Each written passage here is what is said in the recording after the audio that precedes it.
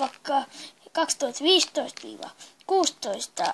kortteja SM-liiga. Ja maksoi tosi paljon. Prismassa 4 pakkaa 10 euroa. Mutta tässä tapahtui pieni häiriö, että katkaisikin se video, niin mä oon yhden avannut tänään nyt. Elikkä Jari Sailio,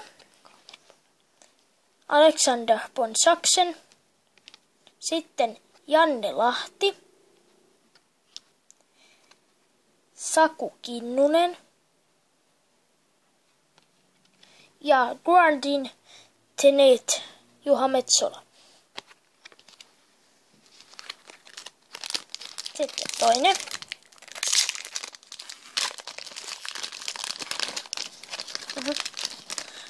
No niin, eli ensimmäisenä Santeri Vuoti. Sitten toisena Jan Mikael Järvinen. Kolmantena Rajan Zapoleski. Sitten neljäntenä Juuso Pulli. Sitten on the radar Alexander Ponsaksen.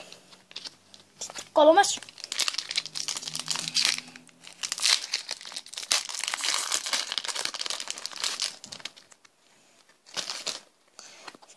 Ensimmäisenä Robert Leino. Sitten toisena Matias Pulli.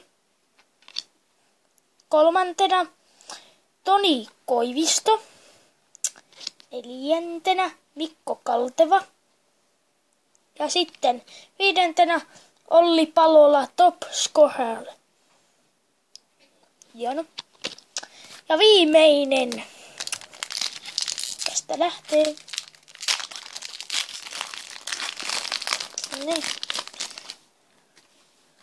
Ensimmäinen Roope Talaja. Toinen Sam Glöqvist. Kolmas Aron Kaknon. Neljäs Tuomas Tarkki. Ja viides Devensestar Sam Glöqvist. No niin, eli semmoinen video tällä kertaa. Tässä on nuo kortit, mutta siis paina tykkäysnappia, jos tykkäsit videosta ja nähdään. Ja tilaa kanava, jos et ole vielä sitä tehnyt ja haluu ja tykkäät näistä korttiavusvideoista. Ja sillä lailla. Se oli Te Villy 1 ja moro!